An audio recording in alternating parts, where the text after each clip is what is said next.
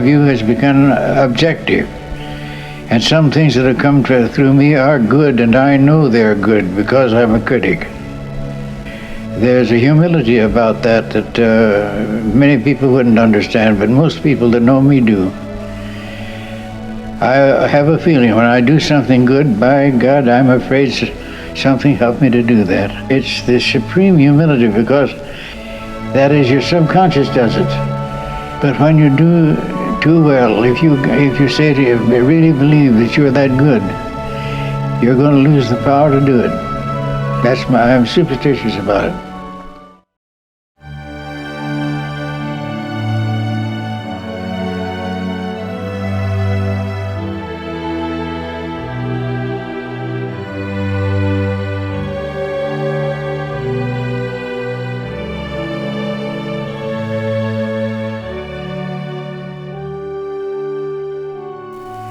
Oh, there are those, a sordid clan, with pride in God and faith in gold, who prize the sacred soul of man for what his hands have sowed.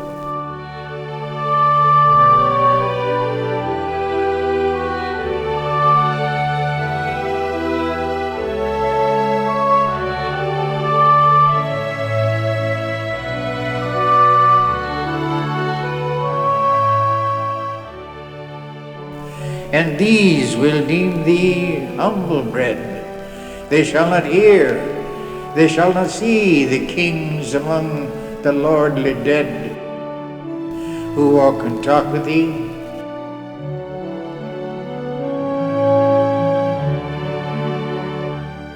A tattered cloak may be thy dole, and thine the roof that Jesus had, the broidered garment of the soul shall keep thee purple clad. The blood of men hath dyed its breed, and it was wrought by holy seers, with somber dream and golden deed, and pearled with women's tears. With eld thy chain of days is one. The seas are still Homeric seas. Thy sky shall glow with Pindar's sun, the stars of Socrates. Unaged the ancient tide shall surge, the old spring burn along the bow, the new and old for thee converge in one eternal now.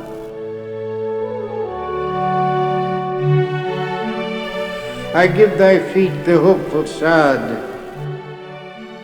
thy mouth the priceless boon of breath. The glory of the search for God be thine in life and death. Unto thy flesh the soothing dust, thy soul the gift of being free, the torch my fathers gave in trust, thy Father gives to thee.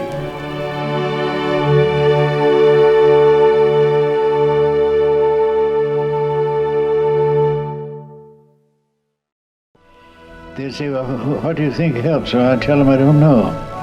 But I know that I can't sit down and just do it. I try and I can't do it. Something's got to happen to me first. And that's what I mean. And that isn't claiming superiority at all. It's quite the opposite. It's saying it's a pious attitude. It's a pious attitude far ahead of the ordinary notion of piety. Yes, it's a higher plane. All good, all noble acts, all fine deeds, all beautiful art comes from there. Yes, you know it's bigger, and you better know it, because you're not going to continue to get it if you think you're that big.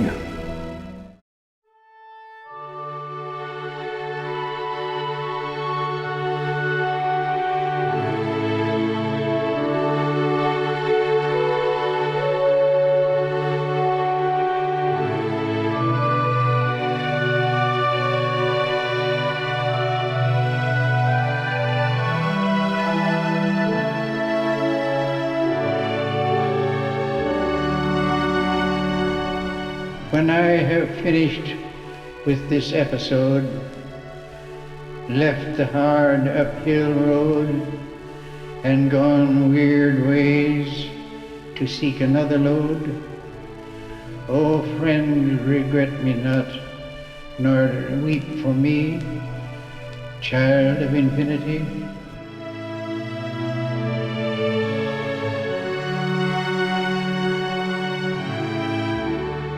Nor dig a grave, nor rear for me a tomb, to say with lying writ, here in the gloom, he who loved bigness takes a narrow room, content to pillow here his weary head, for he is dead.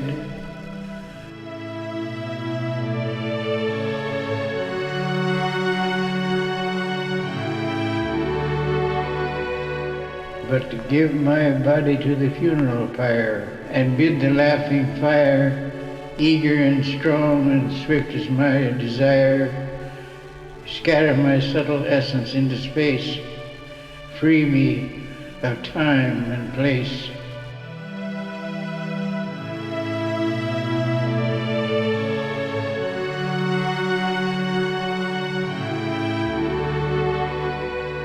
Sweep up the bitter ashes from the hearth, fling back the dust I borrowed from the earth onto the chemic broil of death and birth, the vast alembic of the cryptic scheme, warm with the master dream.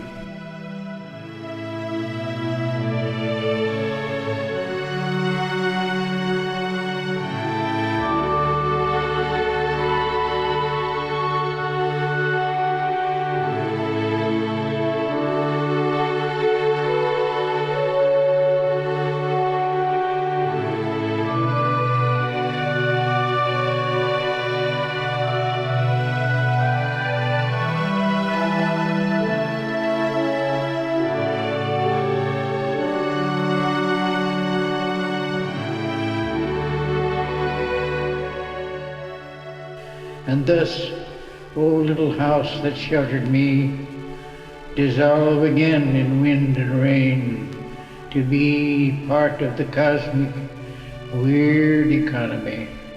And oh, how oft with new life shalt thou lift out of the atom drift.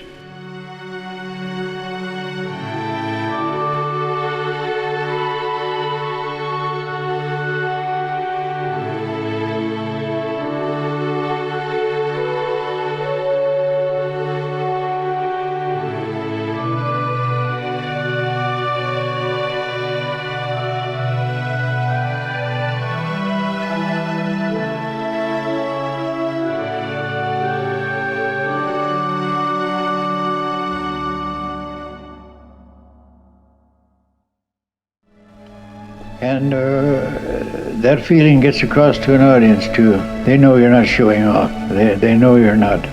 Audiences are wonderful. They're wonderful. You get one on your side and boy, you've got an experience on your hands. Good one. I love them. I think that's the beginning of the secret. Just love them. Just love the hell out of them. They're beautiful to me.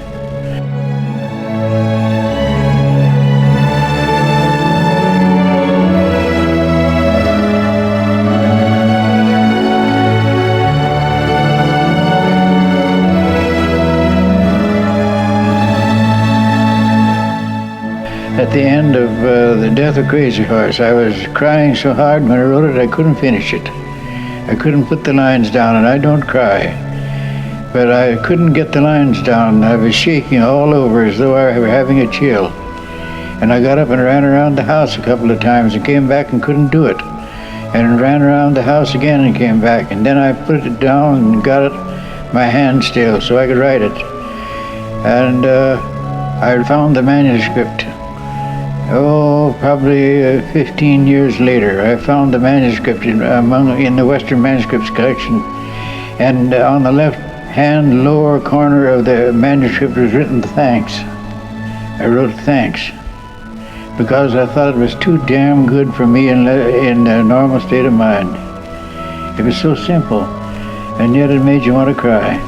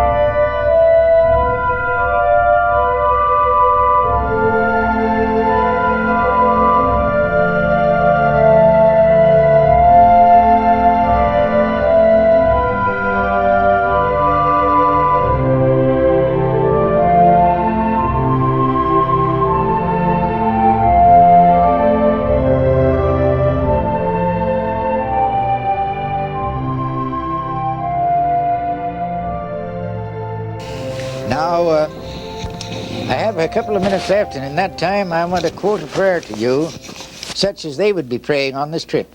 This wandering, very beautiful prayer and worth knowing. As a matter of fact, it is known pretty widely all over the country. This is it. Grandfather, great mysterious one, speaking to the Great Spirit, you have been always, and before you, nothing has been. There is nothing to pray to but you. The star nations all over the universe are yours. And yours are the grasses of the earth. Day in, day out, you are the life of things. You are older than all need, older than all pain and prayer.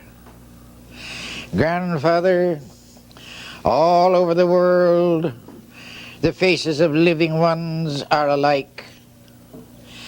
In tenderness they have come up out of the ground, the Mother Earth, the ground.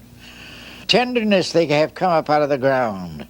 Look upon your children with children in their arms, that they may face the winds and walk the good road to the day of quiet. Teach me to walk the soft earth, a relative to all that live. Sweeten my heart and fill me with it. Give me the strength to understand and the eyes to see. Help me, for without you, I am nothing. Hetcha tu alo.